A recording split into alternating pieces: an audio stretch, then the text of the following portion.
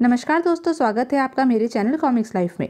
शुरू करते हैं मनोज कॉमिक्स की एक और मज़ेदार कॉमिक्स, नीले हीरे के चोर। नीले हीरे के चोर। जामनगर के सरकारी म्यूजियम में रखा हुआ नीला हीरा इन दिनों दर्शकों के आकर्षण का मुख्य केंद्र बना हुआ था। वाह, क्या शानदार हीरा है! बिल्कुल नीला है। ऐसे हीरे बहुत कम देखने में आते हैं। म्यूजियम का गाइड दर्शकों को बता रहा था, यह जामनगर के महाराज का पुश्तैनी हीरा है, लेकिन 6 महीने पहले महाराज के परिवार के अंतिम सदस्य की भी मृत्यु हो गई और उसकी वसीयत के मुताबिक यह नीला हीरा सरकारी म्यूजियम में रख दिया गया। इसकी क्या कीमत होगी? सही कीमत का तो मुझे अंदाजा नहीं है। महाराज के जीवन काल में एक विदेशी ने इसे खरीदने के लिए 10 लाख पाउंड की ऑफर दी थी, लेकिन महाराज ने हीरा बेचने से इनकार कर दिया था। 10 लाख पाउंड? फिर तो चोरों को अवश्य ही इस हीरे में दिलचस्पी होगी। जरूर होगी, लेकिन चोरों को यहाँ से निराशा के सिवा कुछ नहीं मिल सकता। क्यों? इसलिए कि हीरे की पर्याप्त सुरक्षा व्यवस्था है। दरवाजे पर 24 घंटे एक गार्ड तो मौजूद रहता ही है। साथ ही अगर कोई इस शीशे के केस को हाथ लगाएगा तो तुरंत ही खतरे का अलार्म बज उठेगा और इसके साथ ही इस हॉल का दरवाजा और खिड़कियां अपने आप बंद हो जाएंगी। रात के समय इस हॉल में नजर न आने वाली विद्युत किरणें मौजूद होती हैं। गार्ड्स रूम में तुरंत ही अलार्म बज उठेगा। फिर तो इसे चुराना वाकई नामुमकिन है।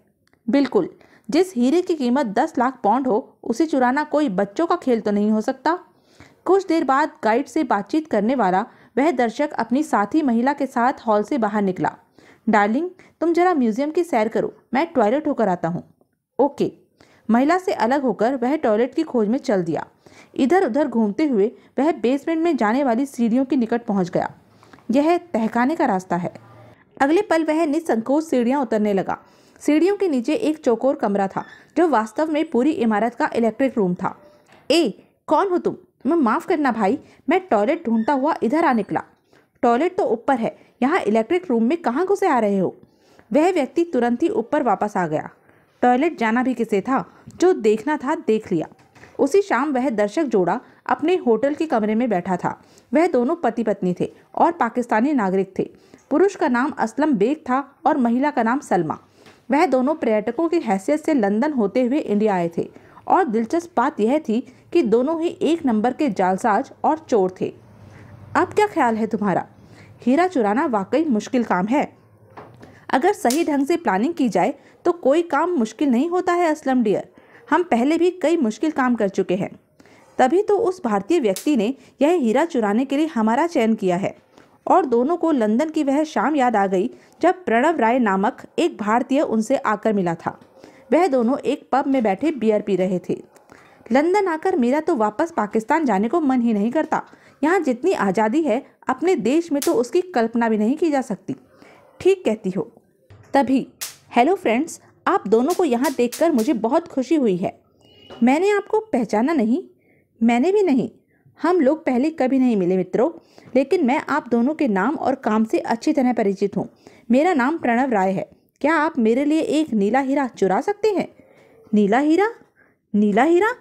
हाँ, 10 लाख पाउंड मूल्य का हीरा। अगर आप दोनों उसे चुरा लाए तो मैं आपको 2 लाख पाउंड दूंगा। 2 लाख पाउंड? अरे भाई, जल्दी बताओ, कहाँ है वह हीरा? उसके लिए आपको इंडिया जाना होगा। वह नीला हीरा जामनगर स्टेट के सरकारी म्यूजियम में रखा है। म्यूजियम के नक्शे और इर्द गिर्द की पूरी जानकारी आपको मैं उपलब्ध करा दूंगा। कुछ एडवांस रकम भी दूंगा। आपको मेरे लिए वह नीला हीरा चुरा कर लाना है। ओके मिस्टर प्रणव राय, हम आपकी पेशकश स्वीकार कर रहे हैं। और अब वह दोनों पति पत्नी जामनगर के एक 5 सितारा होटल के स्वीट में बैठे नीला हीरा चुराने की योजना बना रहे थे। गाइड का कहना है कि रात के समय हॉल में नजर न आने वाली बिजली की किरणें छोड़ दी जाती हैं और बाहर भी जबरदस्त पहरा होता होगा। गाइड ने यह भी बताया था कि हीरे के केस को हाथ लगाते ही अलार्म बज उठेगा और खिड़कियां दरवाजे अपने आप बंद हो जाएंगे। मेरा ख्याल है हमें हीरा दिन के वक्त चुराना चाहिए, जब उसे देखने के लिए सैकड़ों दर्शक वहां मौजूद हों। उस वक्त हीरा गायब होना चाहिए। दिन के वक्त? हाँ, मेरे दिमाग में एक तरकीब आई है जिस पर अमल करने पर हम दिन दहाड़े सबकी आंखों के सामने वह हीरा ले उड़ेंगे। फिर अगले 2 दिन उन दोनों ने कुछ जरूरी चीज़ों की शॉपिंग करके बिताए थे।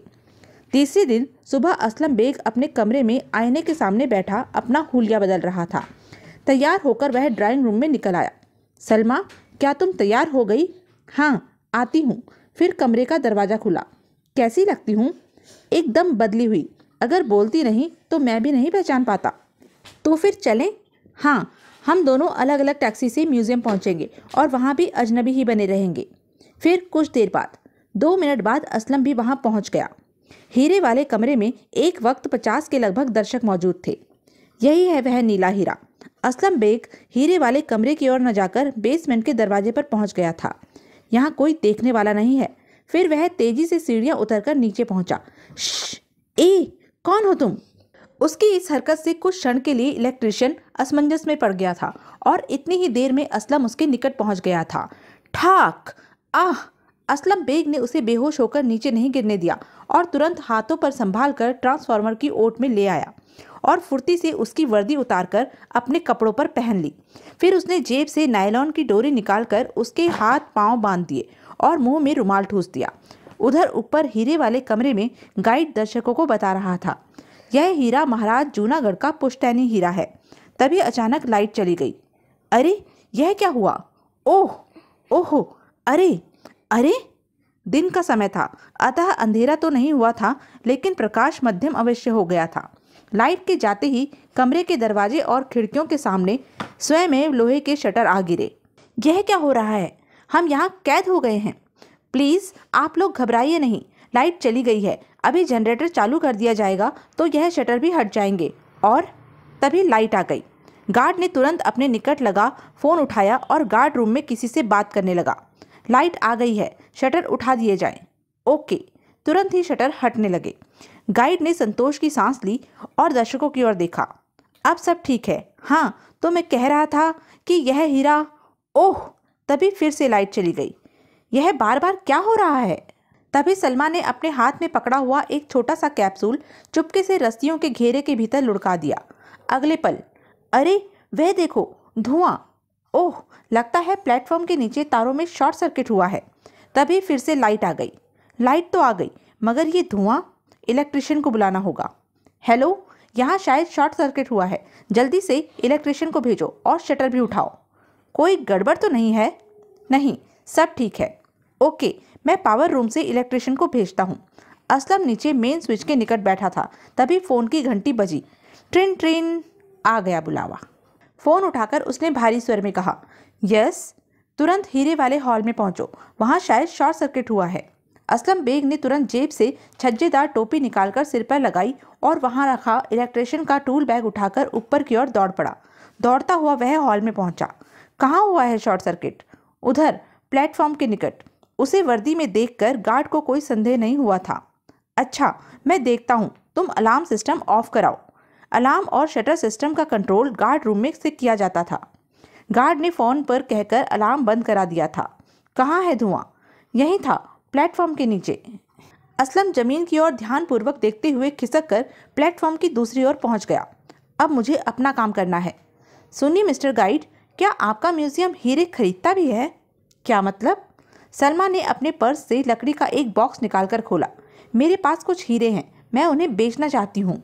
ओह वाओ, माय गॉड, इतने हीरे! अब वहां उपस्थित प्रत्येक व्यक्ति की नज़र सलमा पर थी। अचानक सलमा के हाथ से वह बॉक्स छूटकर नीचे गिरा। ओह, मेरे हीरे! अगले पल वहां एक अजीब सा दृश्य बन गया। सब लोग हीरे उठाने के लिए टूट पड़े। ओह, यह क्या हो रहा है? गार्ड घबराकर आगे बढ़ा। तभी उसे एक व्यक्ति का धक्का लगा। ए, रुक जाओ! आह! गार्ड नीचे गिरा तो फिर उसे उठने का मौका ही नहीं मिल सका। हीरे चुनने वाले लोग उसे कुचलते हुए इधर उधर दौड़ रहे थे। गाइड का भी वही हाल हुआ था। लोगों के एक रेले ने उसे भी गिरा दिया था। आह! काफी देर बाद गाइड उठने में सफल हो पाया। उठते ही वह सबसे पहले लपक कर हीरे के प्लेटफॉर्म की ओर गया। Oh no! उसने घबराकर इधर उधर देखा। हीरा कहाँ गया? सिर्फ हीरा ही नहीं, वह गर्भवती महिला और इलेक्ट्रिशियन भी गायब हो चुके थे। हॉल में मचे हंगामे का लाभ उठाकर असलम ने हीरा गायब कर दिया था और उसी हंगामे की आड़ में वह दोनों हॉल से बाहर आने में भी सफल हो गए थे। दोनों आगे पीछे म्यूजियम से बाहर निकले थे और अब सलमा तेज कदमों से एक तरफ चली जा रही थी। फिर वह एक पब्लिक टॉयलेट में घुस गई। कुछ देर बाद वह बाहर निकली तो अपने असली रूप में थी। अब मुझे कोई खतरा नहीं। अपना ऊपरी लिबास और मेकअप का सारा सामान वह टॉयलेट के फ्लश टैंक में छोड़ आई थी। फिर वह एक पार्क में आ बैठी। कुछ ही देर में असलम भी वहां पहुंच गया। कामयाबी मुबारक हो, तुम्हें भी। जैसा हमने चाहा था सब कुछ वैसा ही होता चला गया। हाँ, मुझे तो उन लोगों पर हंसी आ रही है, सब के सब शीशे के मामूली नगीनों पर भूखे कुत्तों की तरह टूट पड़े हैं। हा हा हा। असलम ने जेब से हीरा निकाला। लो, अब यह हीरा तुम संभालो, क्या शानदार चीज है। फिर उसने अपने दाएं पांव की सैंडल उतारी और उसकी एड़ी घुमाने लगी। मैं इसे बहुत संभाल कर रखूंगी। एड़ी में बने गुप्त खाने में हीरा रखकर उसने सैंडल फिर से पहन ली। क्या कोई इस सैंडल की कीमत का अंदाजा लगा सकता है? 10 लाख पाउंड। बाप रे बाप। हा हा हा। चलो अब होटल वापस चलते हैं। 2-4 दिन यहाँ टूरिस्टों की तरह घूमेंगे, क्योंकि इस हीरे के चोरी होने के बाद देश से बाहर जाने वालों की सख्त चेकिंग की जाएगी। कुछ दिन बीत जाएंगे तो चेकिंग भी नॉर्मल हो जाएगी, फिर हम यहाँ से निकल जाएंगे। ठीक है। शाम के अखबारों में नीला हीरा चोरी होने की खबर छपी थी। हाँ हाँ हाँ। पुलिस को एक गर्भवती महिला और दाढ़ी वाले व्यक्ति की तलाश है, जो उन्हें कभी नहीं मिलेंगे। उसके बाद 4 दिन तक यह पति पत्नी शहर में पर्यटकों की तरह घूमते रहे। सलमा हीरे वाली सैंडल हर समय पहने रहती थी। 5वें दिन वह अपना सामान लेकर एयरपोर्ट जाने के लिए होटल से निकले। एयरपोर्ट पर कस्टम वालों ने उनके सामान की सामान्य चेकिंग ही की थी। जब उनके सामान पर क्लियरिंग मार्क लगाया जा रहा था तो दोनों एक दूसरे को देखकर मुस्कुरा रहे थे। अब कोई खतरा नहीं है। कस्टम से निपटकर वह फ्लाइट टर्मिनल की ओर जा रहे थे कि तभी, एक्सक्यूज मी, आप दोनों को जरा हमारे साथ चलना होगा। कहाँ और क्यों? दोनों के दिल बड़ी जोर से उछले थे। बस जरा तलाशी के कमरे तक। लेकिन हमारे सामान की चेकिंग तो हो चुकी है, हमें क्लियरिंग भी मिल चुका है। बेशक तुम्हारे सामान की चेकिंग हो चुकी है, लेकिन अभी तुम्हारी तलाशी नहीं हुई है। प्लीज चुपचाप मेरे साथ चलो, वरना मुझे सख्ती करनी पड़ेगी। अब वह दोनों विवश थे, उन्हें तलाशी के कमरे में जाना ही पड़ा। कमरे में आकर पुलिस इंस्पेक्टर पवन कुमार ने उन दोनों को घूर कर देखा। हमें सूचना मिली है कि तुम दोनों ने सरकारी म्यूजियम से नीला हीरा चुराया है, और वह हीरा इस वक्त इन मैडम के दाएं पांव के सैंडल की एड़ी में छुपा हुआ है। इंस्पेक्टर पवन कुमार के शब्द उनके मस्तिष्कों पर बमों की तरह गिरे थे। दोनों का मुख आश्चर्य से खुला रह गया था। इसे कैसे पता चला? उन्हें खामोश देखकर इंस्पेक्टर बोला, अगर अपना और हमारा समय नष्ट होने से बचाना चाहते हो तो सीधी तरह वह सैंडल उतारकर मुझे दे दो। अब कोई भी विरोध करने की गुंजाइश नहीं थी। सलमा ने खामोशी से सैंडल उतारकर दे दी।